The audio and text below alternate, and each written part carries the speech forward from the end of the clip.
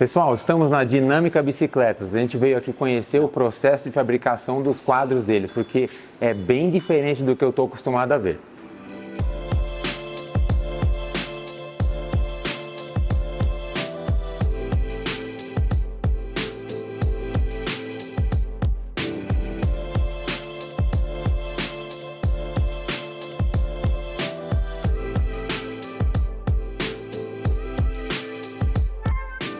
O Vinícius é o proprietário aqui da Dinâmica Bicicletas, ele é engenheiro, né, de formação, mas tem muitas outras formações que ele estava falando aqui pra gente. O processo de vocês são bikes customizadas, então ele, pelo menos no começo, é meio parecido com um frame builder comum, tira as medidas, vê onde que a pessoa vai. No começo é exatamente igual, a gente faz uma análise, vê até exame médico da pessoa, né? Para fazer um projeto personalizado, aí depois que a pessoa compra, eu faço uma análise de engenharia e a gente libera para a produção do quadro sob medida para ela. A análise de engenharia? Porque tem um pré-projeto que é de vendas, sim, né, que é uma pessoa treinada, mas que não tem a qualificação para liberar um quadro com o nível de detalhe que a gente solta. E aí depois eu, pessoalmente, faço projeto por projeto para garantir que está tudo certo antes de fabricar a bike. Mas é uma linha de produção? É uma linha de produção.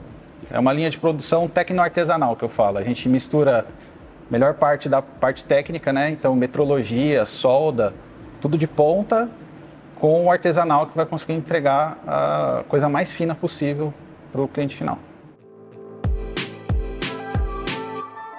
Você deve estar bem curioso aí, né, para saber o que tem de diferente nessas bicicletas. Então, eu vou pedir para o Vinícius contar essa história aí desde o começo, lá bem do comecinho da coisa. Como é que funciona quando você vai fabricar um quadro? Você partiu de que ponto? Bom, eu vim da indústria automobilística, né? E eu vi que tinha uma oportunidade de fazer bicicletas com materiais muito melhores do que eram oferecidos no mercado hoje, usando as tecnologias que a gente usava para fazer carro. E aí eu já tinha os fornecedores para fazer os materiais, os aços de alta resistência trefilados e tratados termicamente. Então esses tubos você não compra em qualquer distribuidora? Não compra em qualquer distribuidora e é tudo feito no Brasil. Que metal que é esse?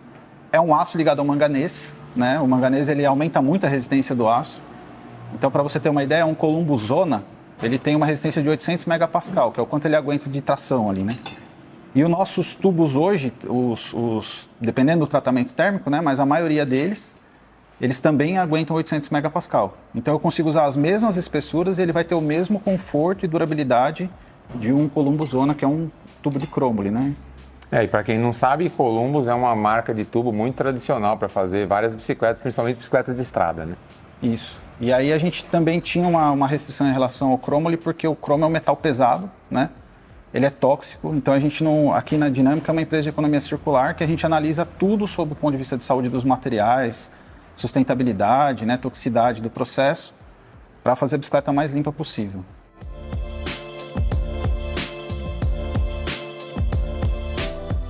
Edu, então a gente faz o projeto, né? Aí quando vem para a fabricação, vem esse desenho aqui que tem medidas mais difíceis de ler do que aquele projetinho de geometria que a gente está acostumado, né? Que aqui é para a gente fabricar os tubos de acordo com o que precisa montar lá no dispositivo de solda para sair a bike, né? Então a gente corta tubo por tubo, né? Nas medidas, já tem todos os desenhos para fazer isso daqui. Faz toda a furação, raio, encaixe, corte, tudo né? que precisa. Aí é feito um polimento, porque a superfície precisa estar extremamente descontaminada para a gente poder fazer a soldagem. Ele vai ser lavado por dentro e por fora, depois não vai poder pôr a mão mais nenhum tubo, nem no quadro pronto. Eu vi que todo mundo fica de luva, né, aqui trabalhando. Aqui até já recebi a minha ali, novinha. Porque isso aqui depois vai para um processo de pintura KTL, que ele é uma resistência à corrosão absurda. E aí não pode ter nenhuma corrosão em cima da superfície para que esse tratamento fique perfeito e a bicicleta vai ter uma vida muito longa. Bom, depois da preparação dos tubos, vocês vão colocar isso num gabarito para começar a pontear, começar a soldar, né? O pessoal chama de gabarito, a gente chama de dispositivo de solda aqui. Dispositivo de solda. Aí, assim, aqueles tubos, quando a gente monta aqui, né, tem todo um setup dos ângulos que a bicicleta tem que ter, para que na hora o ajuste dos tubos fique perfeito, né, com no máximo aí 5 centésimos, 1/10 de desvio, né. Aí é feita uma soldagem no processo TIG pulsado, né, é a soldagem mais avançada que tem. Isso aqui eu conversei com toda a gringaiada para fazer. Aqui não usa uma vareta de solda? Usa também. Usa, que mas aqui tá só caldeando só, tá dando um acabamento, né. O processo que a gente usa de soldagem é como se a gente estivesse soldando titânio. Aqui a gente trata aço como se fosse titânio. E é injetado argônio por dentro do quadro também para proteger internamente. Isso é diferente, né? Normalmente esse argônio já vem com a tocha, né? Já com aqui na a solda. gente tem na tocha e tem por dentro do tubo também. Eu vi que tá canalizado aqui, né? E tá tudo tampadinho, todos os furos, ou a maioria deles. Isso aqui também é um dissipador de calor, que ele tira o calor de dentro da parede do tubo, do city tube. Então a solda não tem como vazar para dentro do tubo. Isso melhora muito a distorção térmica. O alinhamento do quadro depois da solda fica muito mais fácil, as etapas de acabamento, você não precisa quase polir por dentro do tubo, que ele já sai polido com a solda polida, quando você injeta argônio por dentro dele. E essa injeção de argônio é muito grande? Tem que usar muito argônio para isso ou é Não, para você ter uma ideia aqui, ó, a gente está usando 14 litros por minuto, aqui a gente está usando meio a 1 litro por minuto. Né? Então, por ser uma coisa mais estável que não está exposta ao ar e ela é meio selada... Está expulsando todo o oxigênio. Lá dentro não tem oxigênio, entendeu?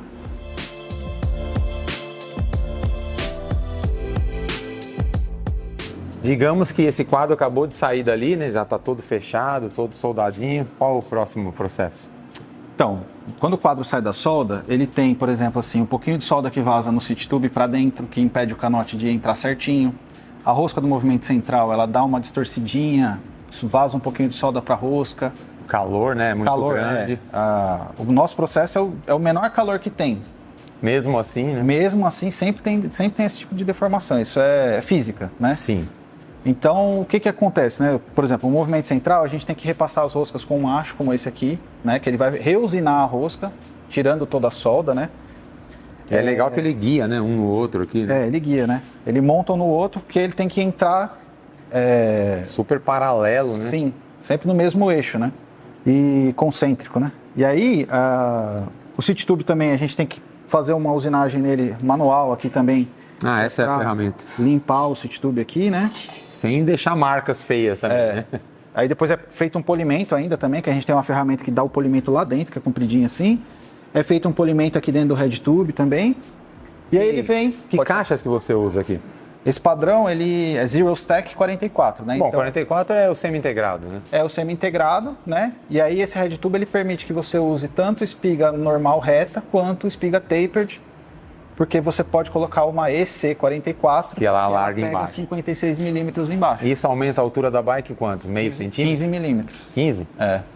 Tá. Então, tem alguns impactos, né? Mas se você tiver espaçador em cima, por exemplo, para compensar, tirar, você né? pode tirar um pouquinho. Só em bike muito pequena, que isso gera problema, porque a gente já sempre tenta fazer o mais baixinho possível, né?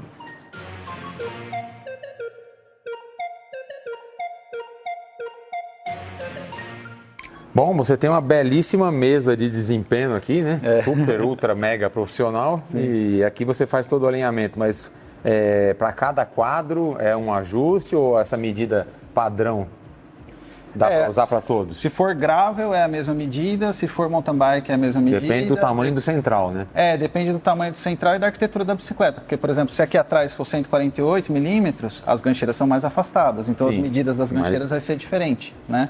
E essa calibração aqui você faz segundo o seu projeto no computador? Você Isso, a gente tem o projeto no computador, eu sei quais são as alturas que cada ponto tem que ter, a gente medindo, né, pelo isso externo. com 5 centésimos de milímetro de tolerância, né?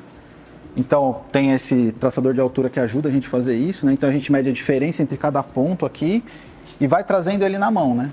Para fazer o ajuste, né? Porque, assim, sempre que você solda, ele vai puxar para um lado, vai puxar para o outro. Um pouquinho ele sempre puxa. E aí aqui a gente vai garantir que vai ficar perfeito. Por que está com a roda colocada, né? Eu nunca tinha visto nesse momento a roda já instalada. Porque a gente mede o plano da roda também. Então, assim, essa roda aqui é uma roda de referência que a gente tem, com o melhor pneu, tensionada, alinhada com o relógio comparador, para ver se não só o alinhamento no plano está certo, mas como a diferença no sentido longitudinal da roda tá certa, porque às vezes lateralmente está tudo perfeito, só que você olha a roda tá um pouquinho torcendo para um lado ou para o outro. Sim. Então a gente consegue medir isso aqui também. E se tiver que ajustar, nunca vai ser nada tão grave a ponto de ter que tirar a solda, por exemplo? Não. O quadro, ele... Assim, se sair muito fora por algum erro de produção, o quadro vai ter que ser descartado aqui nessa etapa. Não é uma coisa que dá para corrigir, né? Não é uma coisa que dá para corrigir. É só alinhar que dá para fazer aqui. Como o quadro está travado no movimento central, a gente consegue empurrar ele para o lugar. Depois que você tira dessa mesa aqui, você bate nele à vontade que ele não desalinha mais, né? É a mesma coisa que se eu te encostar numa parede e te empurrar, você sente muito forte o impacto. Agora, se você estiver solto aqui e eu te empurrar, você não sente. Já dá uma amenizada. É, porque tem uma coisa para contrapor a força, né?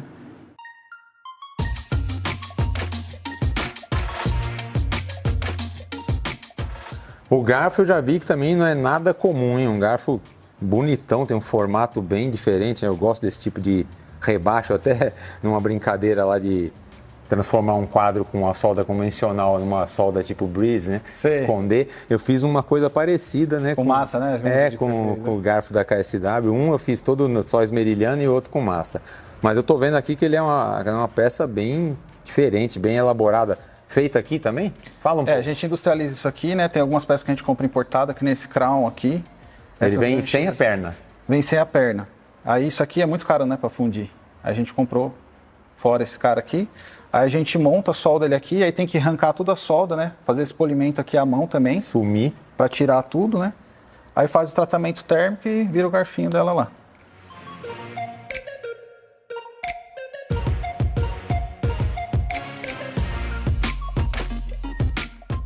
Tô vendo aqui o seu checklist, né, de cada quadro, cada parte do quadro, as verificações que vocês fazem antes de liberar para pintura, né? E como é que é esse negócio que você me falou que pinta o quadro também por dentro? Por dentro e por fora. A gente dá garantia vitalícia, né, Edu? Então, assim, tem que proteger. O quadro de aço tem meio que uma má fama de corroer em ambiente salino, praia, essas coisas assim, né? Até se você toma chuva, né, com a bike, a umidade acaba entrando. Né? Então, o que a gente faz? A gente dá um tratamento no quadro que chama KTL e Coat, né? Uma pintura de carro normal, que normalmente o pessoal usa em bicicleta, ela aguenta 300 horas nesse ensaio. Que é um ensaio que você põe a peça numa câmara e fica com uma água com sal a 30 graus nela, você mede quanto tempo leva para aparecer corrosão vermelha. Essa pintura sozinha, ela aguenta 1000 horas nesse ensaio. E ela pinta por dentro e por fora do quadro. E é essa aqui que eu tô vendo, preta? Isso. Aqui em cima ainda vai a cor que o cliente escolher. Isso aí tá fosfatizado, tem várias, ele entra em 13 tanques diferentes para fazer isso aqui. É um processo industrial muito avançado, né, para fazer essa pintura. Nossa, é lisinho dentro. É. E é por isso que você tem essas grandes passagens, né, de ligação de um tubo no outro. Isso, o quadro tem janelas internas, né, em todos os tubos tem janelas internas, como essa aqui. Grande, né? Para que o líquido ele possa penetrar aqui dentro. Isso é uma pintura líquida ou é um processo tipo eletrostática? É um processo eletroforético. O que significa isso? O pigmento ele não está líquido, ele está disperso na água, mas ele é como se fosse um pó. A hora que você aplica uma corrente elétrica no quadro, ele gruda por dentro e por fora da peça. Aí você tira essa água, escorre, você até consegue pegar na mão assim que a tinta está meio grudadinha. Aí ele vai para uma estufa igual da eletrostática e fica 30 minutos a 230 graus. E é muito fina, né? É uma camada muito fina. Ela é realmente uma proteção contra a corrosão muito forte e uma preparação para receber a pintura eletrostática depois. E é um sistema compatível com o sistema de pintura eletrostática. Muito bom para cicloturismo, né, pessoal? Isso. Então a gente tem muito cliente que mora em lugar litorâneo, assim, não tem problema nenhum com a bicicleta.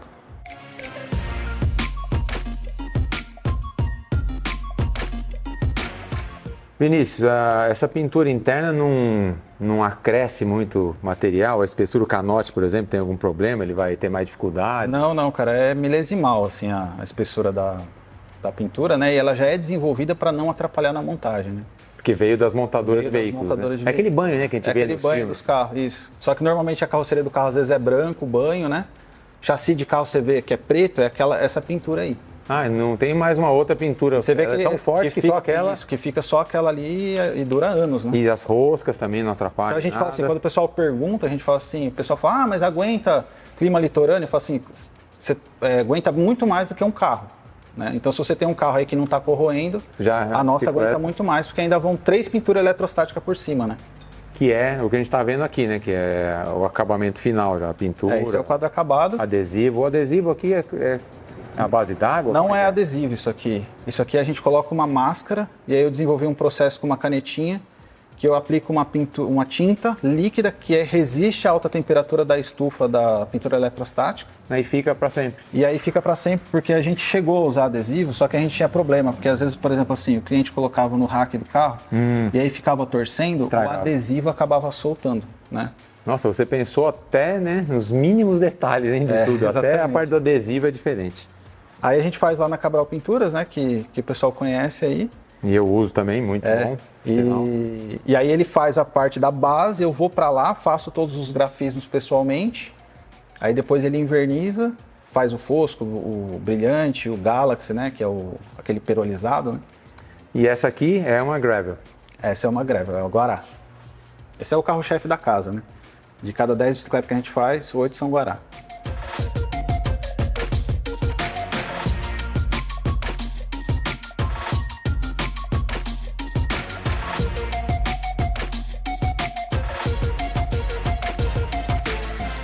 E a gente tem aqui uma montada, né, de cliente, aliás, é uma mulher, né? Sim, a gente faz bastante bicicleta para mulher. Porque o tamanho é mais difícil de acertar, né, para mulher? É, porque o tamanho é mais difícil de acertar e a gente mantém em estoque alguns componentes que ninguém tem. Né? Então, guidão de 380 milímetros, a gente coloca um selim que elas se adaptam melhor, né? Faz a bicicleta para um cavalo mais baixo, que normalmente a mulher tem um cavalo bem mais baixo, né? E aí elas se sentem super felizes com as bikes que a gente faz. E na sua linha aí, que é super customizada, vocês conseguem fazer quantas bicicletas por mês? Cara, a gente está aumentando a produção, agora vai ser para 20, 30, né, no mês, assim. Mas é uma produção realmente limitada. Olha, é bastante, viu, considerando todo esse trabalhão que você tem, todo esse processo diferenciado.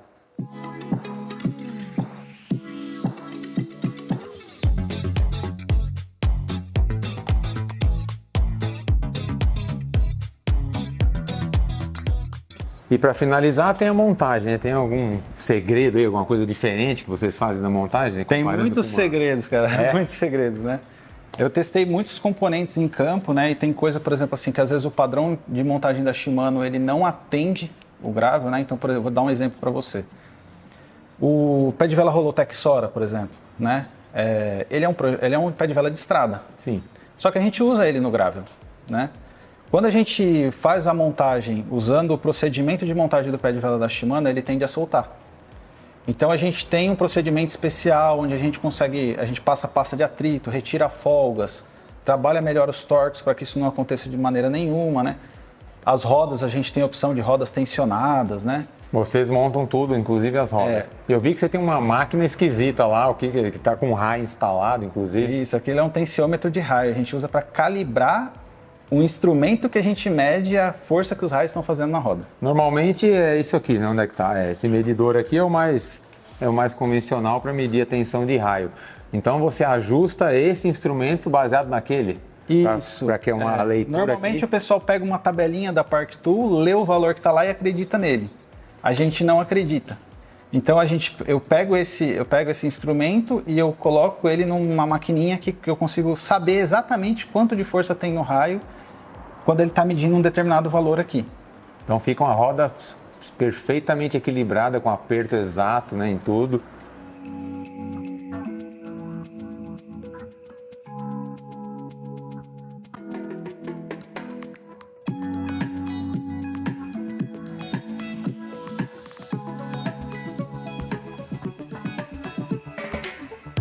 Eu vi que você tem várias rodas prontas aqui, já só esperando o quadro chegar e encaixar tudo e entregar para o cliente, é praticamente isso? A gente já deixa muita coisa pré-montada, né? Porque a gente já sabe que o quadro vai ser produzido, né?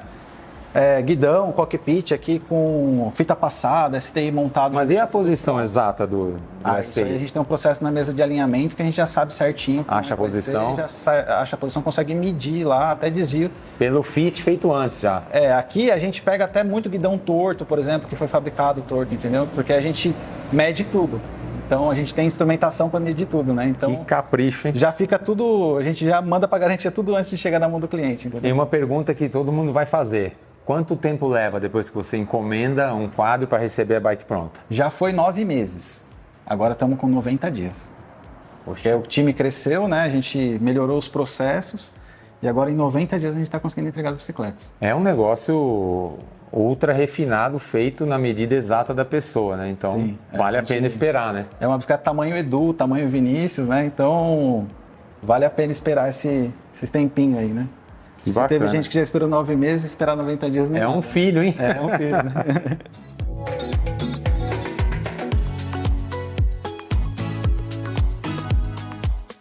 E tem mountain bike também. Tem mountain bike também, que é a Piatan, que a gente fez o lançamento na Shimano Fest. Né? A gente está entrando nesse mercado. Esse aqui é o primeiro protótipo dela. A gente vai começar a entregar essa bicicleta em abril, né, para quem comprou no lançamento, né? E a gente espera que seja um novo xodó da casa aí também. Cara, adorei e receba os nossos parabéns aí, viu, que é muito obrigado. interessante o seu processo. Espero que vocês tenham gostado e a gente se vê por aí nos próximos vídeos. Valeu! Obrigado, gente.